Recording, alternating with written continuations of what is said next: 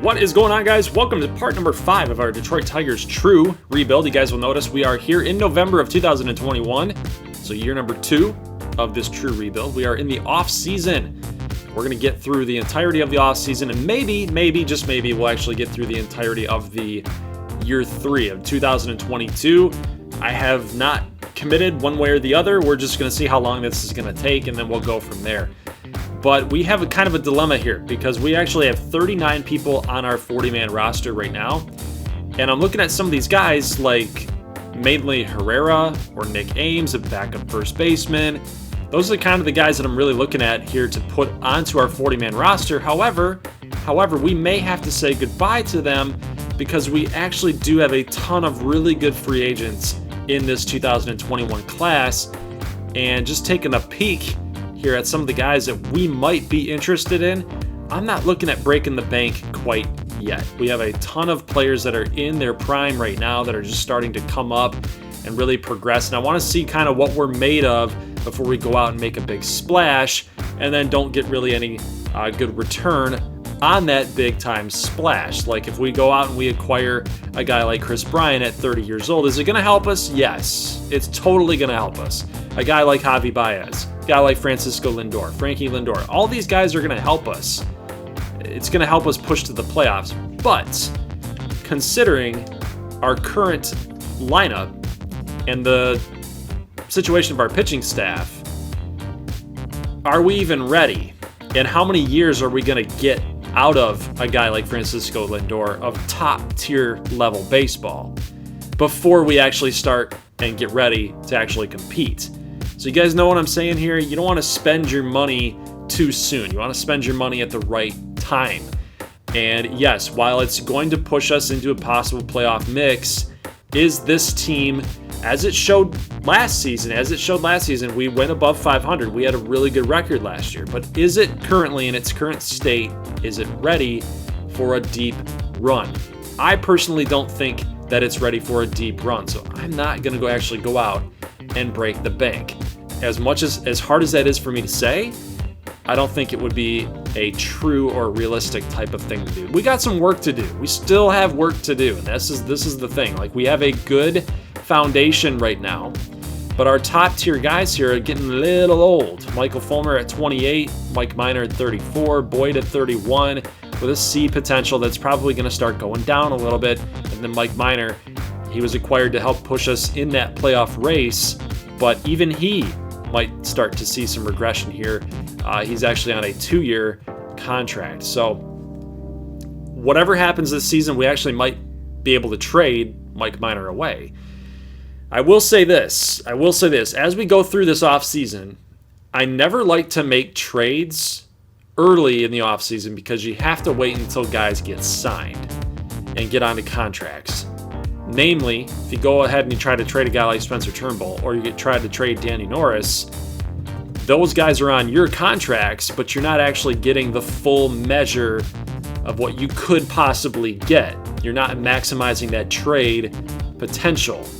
And what I mean by that is not this potential of a B potential. I'm talking about the max offer that you could possibly get. You want to squeeze everything you can out of any team that you're trading Spencer Turnbull to or Daniel Norris to. When they don't have a ton of people on contracts, that makes the trades kind of sticky, right?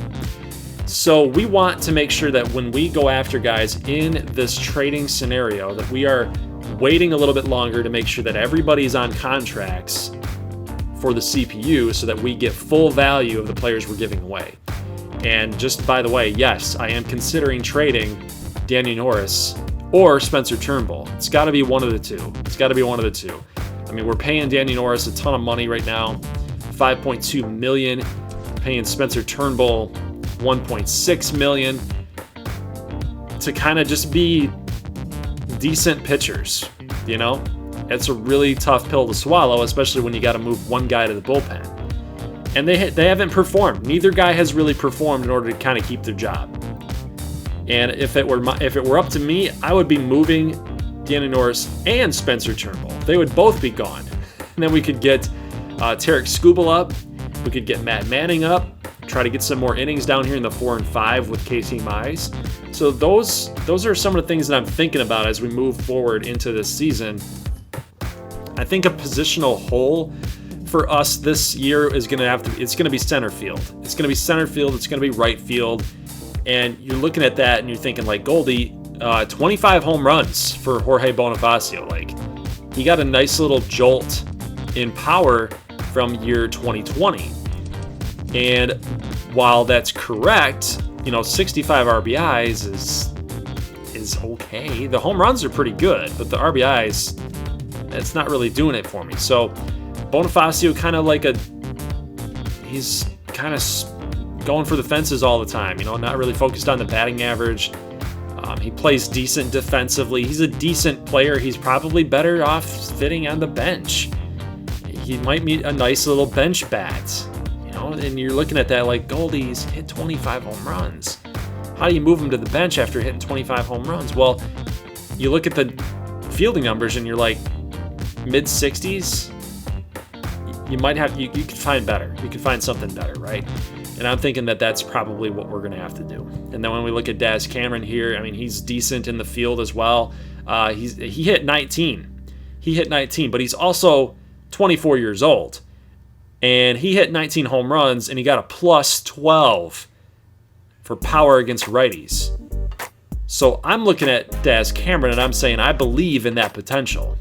I believe in that potential, and I'm thinking I'm going to hang on to Daz Cameron, and we're going to just let him keep that center field job unless something totally comes up where we can't keep him there. We have to move on from him, put him on the bench, something, right? Unless there's just a really good player out there in free agency. Overall, I mean, we've built the team up from where it was, and I like where we're at, but of course we could easily do better.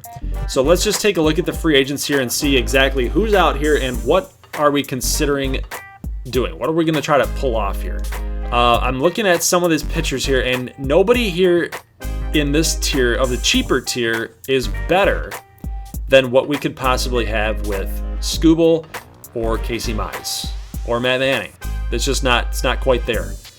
And if we wanted to go spend some money on Eduardo Rodriguez, we could do it. But he's also asking for $16.3 million per year. And that's a lot of freaking money. That is a lot of money. Our cash flow would go from 2.5 to 1.8. That's a lot. That's going to be a big hit. But he's a very good pitcher. He's a very, very good pitcher. 316, 265, 381. Very, very solid pitcher is Eduardo Rodriguez. And plus, he's still got that big potential. He's still going to be doing some good things in simulation. Carlos Martinez, he's asking for a little bit less at 15.2, but he's less interested in coming to Detroit than Eduardo Rodriguez would be. The qualifying offers have only been made to Noah Syndergaard, not to McCullers, Rodriguez, or Martinez. Let's see how much McCullers would want. He'd want 16.3 as well. It's just a lot of money for pitching, and with how many pitching prospects that we have coming up in the pipeline, I think it's kind of pointless to be spending that money on starting pitching. So as many good guys as there are on this list, I'm going to have to decline, and I'm going to have to move on from starting pitching. As far as the bullpen goes, there's nothing really here that catches my eye. We're looking for high 70s and above. And the only guy that's really fitting that bill would be Tommy Kahnle. And Tommy Kahnle is asking for $6 million per year. He's semi-interested, but he wants to go to a contender. Now, Kahnle would be really good for us in the back end, but seeing as how we've got some starting pitchers like Spencer Turnbull or Danny Norris, we might not even have to move on from them. Like, we could just move them to the bullpen, and then you've got two guys that are actually pretty darn good in the bullpen. But again, you're spending a crap ton of money for a starting pitcher that's been moved to the bullpen. So not really good returns if it were to go that route. Dan Winkler would be a pretty good option, but he's asking for 6.5. That's a little bit more than Tommy Kahnle at 6. So we're considering Tommy Kahnle, I would think. We're considering that, but I want to see what else is out here. Michael Givens. I've always liked Michael Givens. 3.2. Michael Givens would be a nice little option, even though the stamina's pretty low. We have Joe Jimenez here at the closing spot. We've got Jesse Biddle and Matt Barnes as well, and then relief options too. So, I mean, that would kind of be diminishing returns if we went that route with Michael Givens. Corey Knebel was a former Tiger, actually. He's asking for 7.1, so he's asking for a lot more money than Canley, which is crazy. Catcher, there's some good names here. Jake Rogers, though, I still believe in Jake Rogers. I do. Grayson Greiner's a good backup. There's just nothing here for me that would really catch my eye. I like what we have as far as catching goes. First baseman, you got CJ Cron sitting here, plus you got Miggy, going to be kind of that split designated hitter. So again, first base, just not really an option. Yeah, you could go after Freddie Freeman for sure. You could easily go after Freddie Freeman, but again, a lot of money, $20.5 million. $20.5 million for Freddie Freeman. You get what you pay for. You do. You get what you pay for. And I'm by no means knocking Freddie Freeman, but I think that we could spend our money in a better scenario. Starlin Castro. You know, he's decent. He's always been there. He's always hung around, guys. 265, 278, 261. Pretty decent home run outputs. Good RBI totals. Starlin's been a good pro. He's been a good pro, but our second base situation is good. It's all right with Tommy Edman.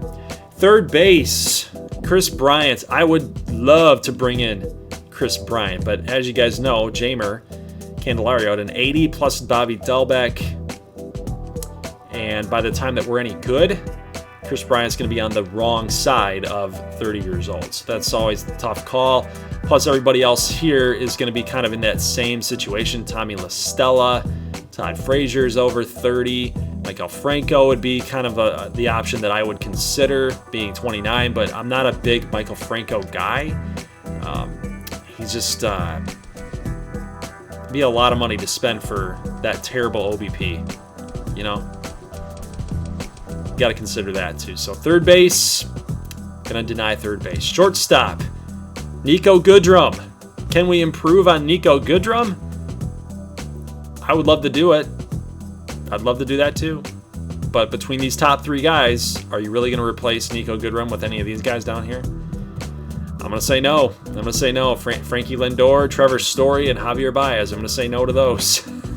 So what, Goldie, what move are you going to make? We've talked about the roster. We've done all this talking. So what moves are you going to make? Well, we are going to keep DJ Peters. We've got a good backup outfield situation with Brent Rooker, who actually is a part of the Twins organization, was a first-round draft pick in 2017.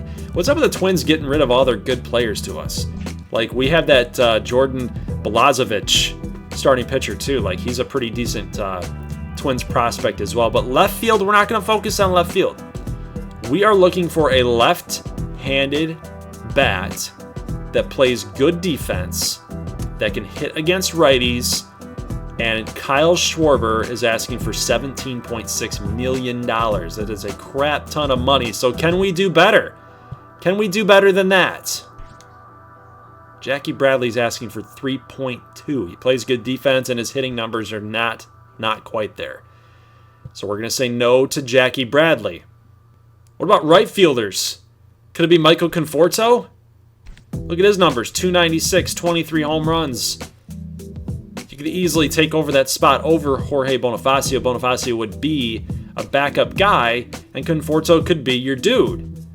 He could be the dude. What's he asking for? 16.3. A little bit less than what we saw from a couple other players. And looking at the numbers here, we could go after Jay Bruce. Would be an insanely cheap option, a cheap power option, and split the time between Jay Bruce and Jorge Bonifacio. Right? That would be kind of a smart move, in my opinion. What about Eric Thames? $3 million for a little bit better contact, more power, but he can't play right field. You don't put Eric Thames in the outfield. You put him as the DH. Only problem is Miguel Cabrera cannot play in the outfield, so you'd have a DH split if you went with Eric Thames and Miguel Cabrera. Jay Bruce would be perfect for what we're trying to do. He can play right field, good power numbers, decent contact numbers. He can split the bill with Jorge Bonifacio against righties, and then Bonifacio plays against lefties. You've also got a decent fielder as well. Can play backup first base. He just fits. He fits with exactly what we're trying to do in our lineup. Plus, he can be that designated hitter when Miguel needs a day off. You know? Or when Miguel gets hurt, because that's probably going to eventually happen. So we're going to go ahead and sign Jay Bruce to a 1-year contract, and we're going to up this contract to about 2.9 and just get it done. So Jay Bruce, hopefully you come on over and be a Detroit Tiger. That would be, I think it's going to work out for us. And that's just kind of a sneaky little sly move, but I think it's going to help. I really do. Now, as far as the bullpen goes, I say let's go after Tommy Kahnle. I say let's just do it. Let's just make, let's get 2 signs here and get this thing done. So let's go with 6.6 for Tommy Kahnle. And hopefully he signs, and then so there's our offers. Kahnle and Jay Bruce. Hopefully those 2 teams don't come back and offer a qualifying offer on Bruce or Kahnle, because then we got to give up a draft pick. Kind of a big update here for you guys. Carlos Martinez going to the Cubs. Conforto, the Blue Jays. The Cubs re-signed Chris Bryant as well. Might have been a big factor for Carlos Martinez to know that Chris Bryant's going to be right behind him at third base. Freddie Freeman goes back to the Braves. Eduardo Rodriguez signs to AL East opponent, Baltimore Orioles. Trevor Story goes back to the Rockies. And then Noah Syndergaard signing up to be part of the Cheaters. The Cheaters organization, guys. What the heck is going on there? But we have signed a couple guys here, right? Jay Bruce to the Detroit Tiger. Welcome, buddy. Welcome. Tommy Kahnle starting to get some more offers. Teams like the Padres and the Red Sox don't really want to commit to a 3-year deal. Looking at 2 years to 1 year. So maybe Tommy Kahnle is going to come our way. We'll have to see. We'll have to find out. He's just drawing this out. He is drawing this out. Offers are not going to change, buddy. They're going to stay there. They're going to stay there. They're going to stay the same. So what does this mean, guys? He's no longer there. Did he sign with us? We'll find out. Did he sign? Yes, Tommy Kahnle is a Tiger. Cool. So pretty underwhelming offseason so far, but we did get Jay Bruce and Tommy Kahnle. That's going to help out our team big time with the lineup and the rotation, especially in that back end of the bullpen there. But we do finally get ourselves a left-handed bat, as you guys will notice. We only have 1. If you want to count the switch hitters, we have 2 with Goodrum and Candelario and Tommy Edman. And then Harold Castro would be the 4th, Jay Bruce with the 5th. So I think it just helps us out. Helps us out in more ways than one. I'm sure I'm going to get a lot of heat for this one, but Kyle Schwarber signs with the Padres. That's a good sign for San Diego, but hey, you know, we're not looking to spend that kind of money quite yet. And there will be some more free agents coming up here in the next season, I'm sure of it. The Nationals will get Francisco Lindor. That's a good sign for them. So they got rid of Starlin Castro, and they replace him with Frankie Lindor. Whoa, and check this out. The Indians from the Blue Jays. So the Blue Jays signed Conforto just to trade him away, so they could reacquire Marcus Stroman and get Shed Long. Wow, that's huge. The Mets go after Kenley Jansen. That is big time, guys. Can't have way too many pitching prospects, right? Eric Ullman, Cubs pitching prospect. You might as well offer him a deal. I mean, hey, why the heck not? 73 with a B potential. Let's go after him. This guy ain't bad either. He's got a lot of cold. Got a lot of cold zones in his strike zone, but he's a pretty decent hitter. It's pretty good defensively. Durability's 93. You're going to get what you're going to get from Chadwick Trump. I like this guy. And I don't know why. I just have a good feeling about him. 56 contact, 59 contact. B potential. Good catching prospect. And as it stands right now, we've only got Mario Feliciano on our current roster for catching. So we kind of need a guy like Chadwick Trump. And we're going to go ahead and give him a contract as well. Hopefully, maybe, I mean, he's got about 4 more seasons till he's 30. You know, in baseball, when you're 30 years old, doesn't mean the end of the line, but it means you're getting closer to it. But it doesn't mean, like in football, as soon as you hit 28 or 30, doesn't mean you're going to see a huge regression. So we still got some time with Chadwick Trump. Who knows? He might turn into something. All right, guys, we are here at the winter meetings. And you know what? This thing never really means anything. That placeholder of a date never really means anything because you can easily make trades and moves no matter when you're in the off season. But this date does have some significance for us here because free agency has basically concluded. We've got a bunch of these players that are still left that are just going to be kind of nice little pieces that you'd add to your squad. And currently, we still have the same situation that we were in when we started the offseason. We have an issue with Spencer Turnbull and Daniel Norris. And with the addition of Tommy Canley, our bullpen is now a heck of a lot better looking than it first started, especially with Ching Shang here. Franklin Perez is the kind of the odd man out, but again, he doesn't have any more minor league options to be used. So if you do cut a guy, if you move him down into the minor leagues at 68 overall with a B potential, he's going to get claimed. So unfortunately, we're just having to stick with Franklin Perez, and we're just going to have to eat that spot for long relief pitching. Danny Norris or Spencer Turnbull. One of these two guys is going to get traded for prospects or whatever comes our way. But that's how we're going to have to run this because you can't be paying a guy as much money as you are for Danny Norris at 5.2 when he's supposed to be a starting pitcher, and he's not. He's just not for us. So I guess you could stick with him as a left-handed specialist, but and you'd have to basically eat the contract and say, hey, we're paying Tommy Canley 6.5. We're paying Vizcaíno 2.6. We're paying Matt Barnes 3.3. We're paying Jesse Biddle 2.6. So you guys kind of get the idea, right? You get the idea. We're not paying a crap ton of money for all of our relief pitchers, right? We're paying a ton of money to guys like Norris and Canley. And Canley, of course, being a lot better than Danny Norris. Maybe we can just give it a try. Maybe we give it a try. I don't know how this is going to go. Maybe the guy that we have to move on from is Spencer Turnbull. But then again, I mean, look at his number. You're paying him $1.6. You're paying him $1.6 million to be a starting pitcher. Or potentially a bullpen guy.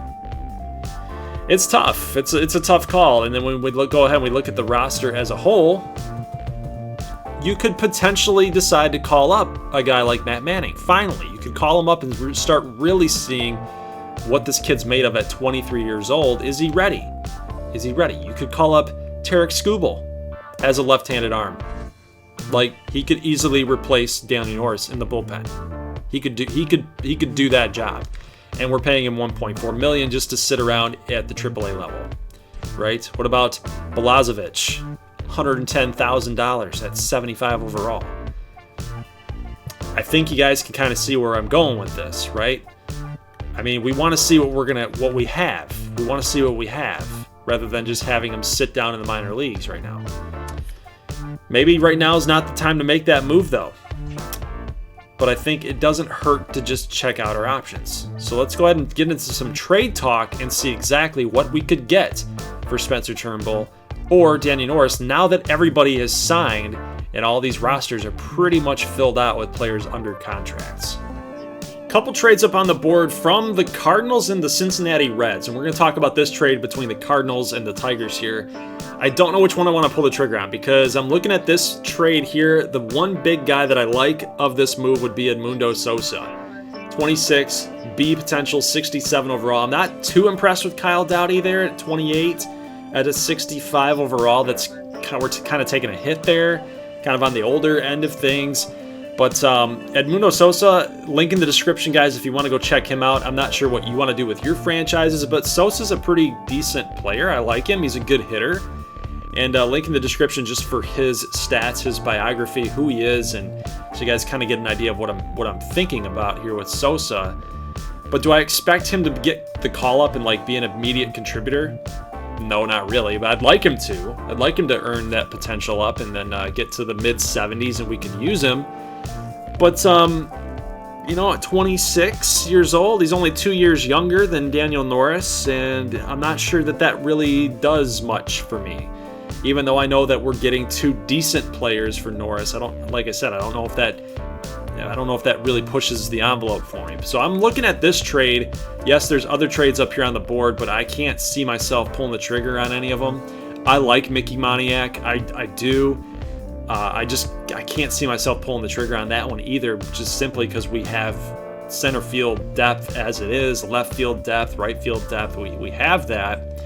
Even though I like Mickey Moniak, he can play left and right, but that's a tough one. That's a tough one for me too. And you know, he's a left-handed bat. He'd be a decent player for us too. And it's tough. So let's go ahead and back this trade out, and then just take a look at what Danny Norris was going to be offered for the Cincinnati Reds. So here's the trade with the Cincinnati Reds. We're getting Chris Archer at 33 at 77. So we're not really taking a huge hit for our starting rotation. We're getting rid of Danny Norris. We could push, technically what we could do then is we could still push Turnbull to the bullpen, and then we could throw Chris Archer in as our number 5, and then Casey Mize as our number 4. Then we're also getting a shortstop prospect that's really darn good in real life. It's Jose Garcia. Except the problem is that in this game, his power numbers are not really there. They should be probably near the 40s. It would be my guess, because when you guys look at him in spring training of this season before all this coronavirus stuff hit, he was mashing. He was mashing, guys. He actually at one point led the minor league system he was in with the Tortugas, the Cincinnati Reds minor league affiliate, in extra base hits. So Jose Garcia's got it going on. Plus, look at the contact numbers, 55 and 60 at 23 years old. He's got a ton of more room to grow. He's really good fielding-wise. Again, the power numbers can get there a little bit, but dudes, I like Jose Garcia. I like this trade in particular, especially with the addition of Chris Archer. We're saving some money too. Like, Norris is making $5.2 million. We could get Chris Archer into our system. I mean, we'll just see how long that lasts. I mean, he might do better. He might do better in Detroit with a more spacious ballpark, but I'm not really anticipating Chris Archer doing a whole lot. I'm really not. I think he's going to suck still. I do. But this is kind of the wild card here for this deal. The guy that we're going after definitely is Jose Garcia. I'm not expecting too much from him, but we save money. It gives us an extra option here to move Turnbull to the bullpen, move Chris Archer to the bullpen. Whatever we want to do, it flexes that position out. So I say let's do this. Let's do this trade and get Jose Garcia in here.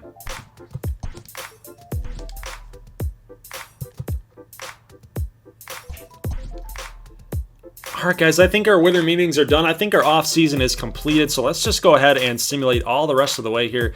We might as well check out the Rule 5 draft and just see what's up here on the board. Whoa, stop. Hold on a second. Whoa, Adley Rutschman. Wow, Baltimore, what are you doing? Adley Rutschman's like one of the best catchers, the best catching prospects in the game.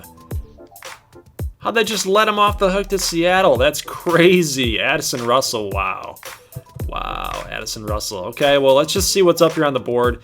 I'm interested. Let's see what we got here. Jared Eichhoff at 78. Seems like Jared Eichhoff's always in here and nobody takes him. I mean, our starting pitching staff, you know, there's just nothing there. Ooh, Eric Ullman, oh, there we go. Okay, so he did sign with us. So he signed with us, but we didn't get him on the 40-man roster when that deadline had passed, so he's actually just sitting there. Let's see. Relief pitching wise, nope. We should be good there. Catching wise, we got some good players here. Antonio Soriano, Chris Vogt, Rhett Sizemore. Some pretty decent players here, guys. Actually, not catchers. Sorry, closing pitchers. Catchers here. John Ryan Murphy, Yariel Gonzalez, Alan Hansen's a decent player. Colton Walker. Yeah, just nothing that's really interesting me here. But this is unfortunate. Brent Rooker, you know he's gonna get taken.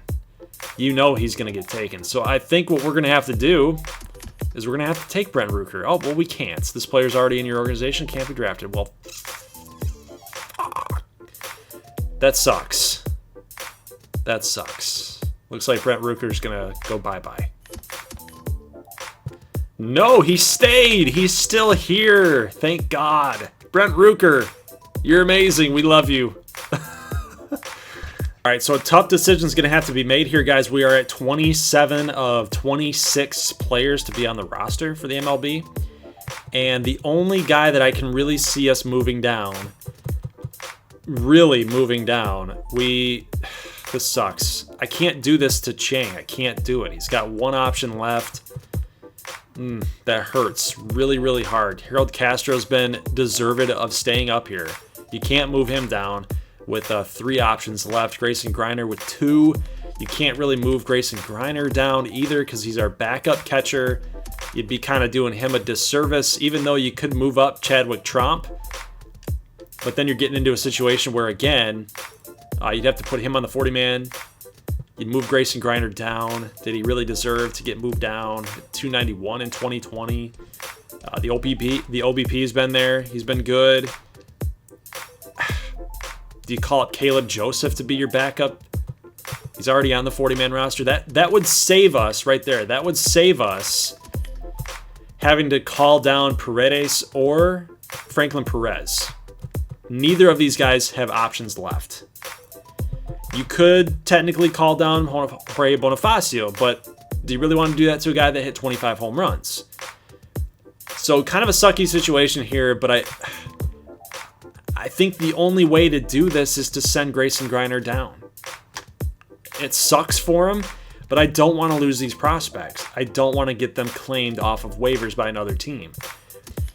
And that leaves us with one catcher on the roster. Oh, man. So it's like it doesn't matter. It doesn't matter. You're going to have to call somebody down. You need a backup catcher. Like, you just have to. So I think we're going to move Caleb Joseph up. And then we're going to have to make a call with another player, too. Who that's going to be, I'll let you guys know in a second. All right, so after a tough call, Harold Castro is just basically our designated hitter. A left-handed designated hitter. He does offer us a lot of positional depth there, but so does Tommy Edman. Even though that secondary position says that he can only play those positions, he can play the outfield too. Again, can't send down Isaac Paredes. He's gonna get scooped up. Bonifacio at a 76, but you've also got Jay Bruce now that can play right field, and he can play it effectively. He can play it even a little bit better than Jorge Bonifacio. It sucks for me to do this, but we have to send down. Oh man, it's so hard. It's so hard. It's between Bonifacio and Harold Castro. It just is. I mean, you look at Miguel Cabrera, he's going to be your designated hitter against lefties. And then you've got Jay Bruce, who's going to play right field. And he's also going to be the DH against righties. So who plays? Who plays as the DH against righties? Harold Castro. So you guys know who it's going to be. It's got to be Jorge Bonifacio. He's got to be the guy that gets called down to AAA. And while that sucks for him, I hate it. I hate it. But it's the only way. It's the only way. Now, the one sucky thing that's probably going to happen here is once we get into spring training, the rosters are going to they're going to have a ton of people get called up, and then we're going to have a major issue with the options that the CPU is going to try to take over. So in order to kind of watch out for that, I'm going to make sure that we don't get into a terrible situation. So I'm going to do my best to make sure we don't get into that spot. You see this? We're kind of in a sucky situation now, guys, because you got Beau Burrows here with a 64, Funkhauser with a 64, no options left. I guess this is just the way that baseball works. I mean, eventually you're going to have guys that get into these types of situations with contract, and you got to make tough calls. You got to make tough calls and figure it out. And unfortunately, we're in a situation where those guys might get claimed. I hate to say it, but that might be what happens. We'll monitor it. We'll see what happens as we go through spring training. All right, guys, so here is your starting rotation for right now, and then once we get into the mid part of spring training, we'll just start sweeping guys in from the bullpen here to the starting rotation so that they get some innings. But it's going to be Boyd, Fulmer, Mike Minor, Casey Mize, and Chris Archer, with Franklin Perez, Chang, Turnbull, Vizcaínos, Tarek Skubal, Canley, Rony Garcia, Matt Barnes, Jesse Biddle, Altavia, Beau Burrows, Funkhauser, and Tyler Alexander, of course, with Joe Jimenez in the back end. All right, so as far as lineup goes, we got Tommy Edman here at second, Harold Castro at DH, CJ Cron at first, DJ Peters in left, Jay Bruce in right, Candelario third, Nico Goodrum shortstop, Daz Cameron in center field, and Jake Rogers. So not a whole lot of change in the Tigers starting lineup. They're starting 9, but it is getting a little bit better every single season. And namely, the big quote unquote, the big addition would be Jay Bruce, Caleb Joseph in the backup catcher role. All right, so every spring training we always face off against the Phillies, and it's the same schedule. And we're going to simulate all the way up here till March 11th against Pittsburgh, and just see how everybody's doing, get a little stats update, and then we'll see who's progressing, who needs to be on the bubble to lose their job, things like that, and then we'll figure that out. Look at Spencer Turnbull, man. 7 2/3 with an 11 ERA. What is the problem? But look at us. We're 11-6 in the Grapefruit League action. Nice. I like that. Let's take a look at the lineup. Edman 216, no home runs, no RBIs, no juice at the top of the order. Harold Castro still raking, 318. CJ Cron, 6 ribbies, 260. DJ Peters swinging for the fences, probably working on the power game here, 156. I'm not too worried about it. Jay Bruce, 243, 5 home runs, 9 ribbies. Candelario having a nice spring. And Nico Goodrum having a really good spring, 340. Like to see that. Daz Cameron, nice. That's good progression for Daz. 1 home run, 265. Jake Rogers, I think he's leading the team with RBIs. Looks like it. He's on fire. 4 homers, 12 ribbies. I like that. Caleb Joseph, 091. Miguel Cabrera, a solo home run with a 389. Bobby Dahlbeck, 269. Griner is up here. He's only got 2 at-bats. Christian Stewart hitting 409 in the spring at 22 at-bats. So he's making a name for himself here. Bonifacio, 30 at-bats. And Paredes, nice, 300 batting average. So let's just go ahead and move these guys over so we can see how they're going to do with more at-bats. I will do that, and I'll show you guys the lineup in just a moment. All right, so there's your starting lineup there for the righties against DH. I also made the change there for left-handers against DH, and I think that this is good. This is good for what we're trying to do, what we're trying to accomplish, just try to get these guys some more ABs. You will notice that some players like Jake Rogers is still in the lineup at DH. That's, again, just to try to get him some more at-bats to really ride that hot streak to start getting some more attribute gains, and we'll see if that happens for him at 80 overall. Pitching rotation, Matthew Boyd in spring, actually not doing too bad at a 3.15, 1.25, like to see that. Fulmer struggling just a little, 5.74. Mike Minor, 5.2. Casey Mize, 3.86. That's really good. I like to see that. Chris Archer, a 4.91 with a 1 whip. That's really surprising. So I do like what I'm seeing out of Chris Archer so far in the spring. I think with 11 innings, I think we've gotten a pretty good idea of what these guys are going to do. I think the lowest here is Chris Archer with 11, and the highest with Matthew Boyd. So they've done enough. They've done enough. So we're just going to start moving people over. And Chang in 10 1/3, 6.1. That's not good. But Franklin Perez up to a 70 overall. Thankfully, nobody scooped him up, right? Spencer Turnbull starting to regress. He was a 76. And that's actually true because his contract, he's upset about his contract. So he's starting to see a little overall decrease because of that. Vizcaíno is great at a 1-1. Tarek Skubal doing good, man. 3 ERA, .89. That's really awesome. Canley struggling just a touch. 5-4. Rony Garcia is always good in simulation, by the way. Matt Barnes, 5 1/3. Biddle doing well. Jimenez doing good. Altavia hasn't thrown. Bo Burrows hasn't thrown. Funkhauser hasn't thrown. And Tyler Alexander hasn't thrown either. All right. Well, I think, I mean, these guys down here, they don't have much to gain, so might as well just put Franklin Perez here for Boyd. And Turnbull. Nope, not going to do it. Tarek Skubal, you get in there. Chang, you get in there. Casey Mize, we don't want to blow your arm out, so we're actually going to replace you with Bo Burrows. And then Chris Archer, you're set. You are fine, and we're going to replace you with Turnbull. All right, that's good. All right, let's keep this thing going, guys. Let's see how we're going to do it. So I'm going to simulate all the way up here until the 24th, and as to not simulate the whole rest of the spring training. And we finished 16-12, only 3 games back in the Grapefruit League, Grapefruit Action. Let's take a look at the lineups here. Everybody did. Paredes, yeah, I like to see it here. 289. Good job, buddy. +2. Castro kept it going. Miggy, 324. Still had the solo home run. So, not a lot of power showing from Miguel. 219 from Bonifacio. Dahlbeck, 208. Jake Rogers finished with 6 home runs, 295. Stewart finished the spring with a .415 batting average in 41 at-bats. Guys, did he do enough? Did he do enough to get the call-up? You might have to reward him. You might have to reward him, although, dang. It's a tough call, man. It's a really tough call. Caleb Joseph, 195. Daz Cameron with 217.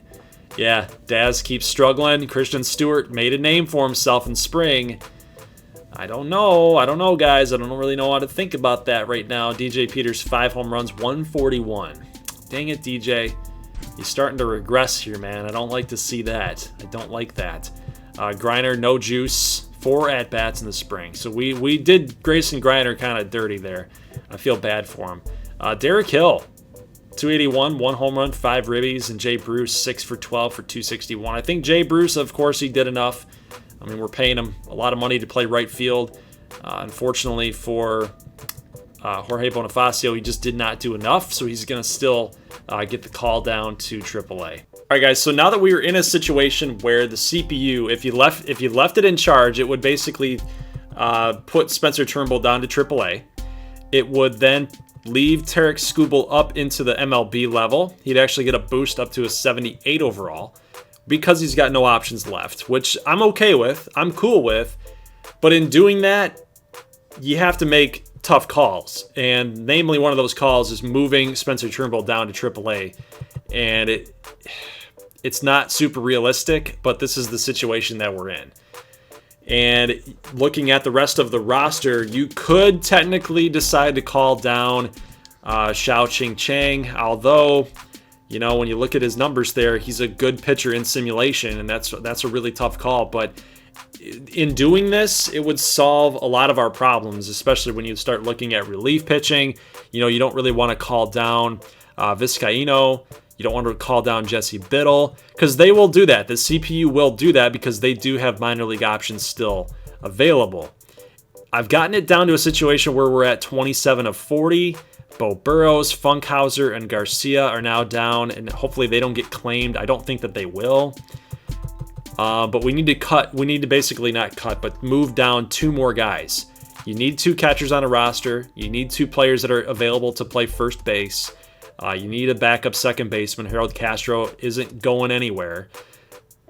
You could, again, decide to move Paredes, but I'm not thinking about doing that either because, again, just no options. He's going to get claimed. Jamer, there's really no point in moving Jamer Candelario down. Dahlbeck's now a 75 over Candelario. I don't think that that's a legitimate 75 over a 74, so you can't really do that. Nico is going to stay. Peters is going to stay. Derek Hill was moved down. I don't think anybody's going to claim Derek Hill. Cameron is going to stay up just because he's got no minor league options still. And then Jay Bruce.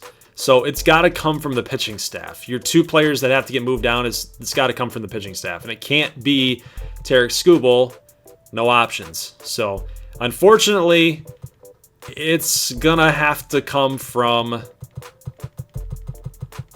Spencer Turnbull and Shang. As much as I hate to do it, but it's got to happen. It's got to happen. We got to be able to keep these guys on our roster, in our franchise, for the long-term success. So we are now at a 25-man roster, and this should be good. The CPU should not touch this and make any changes. And I could be wrong about this, but I guess you get 26 players? I'm not sure about that. I thought it was always a 25-man roster. I could be totally wrong about that. But they did end up calling up Brent Rooker. Again, I think it's just because he's a better player than Christian Stewart by 10 points in overall rating. So Brent Rooker is gonna play for us. Unfortunately for Christian Stewart, he had a great spring. He had an amazing spring, but defensively speaking, he's just not there. He's not quite there yet. He could have served as our left-handed DH, but again, we've already got that kind of covered with Jay Bruce. All right, guys, so this is going to be your opening day lineup against right-handers, and there is your left-handed lineup as well. We got Miguel Cabrera here at the DH against lefties, and then Harold Castro, the DH against righties. Everything else has pretty much remained the same. Daz Cameron in center field against right-handed throwers, and it looks like against lefties, our center fielder is going to be DJ Peters. I think that lineup against lefties is a little more powerful against righties, but we'll have to monitor that. We'll have to see what's going to happen. But it's a decent lineup for the Tigers. I don't think it's going to wow anybody yet again this season, but we'll see. We'll see what happens. Last year was just kind of a surprise, so we'll see how this year does. But I'm expecting some pretty good things. Tommy Canley is moved to our closer.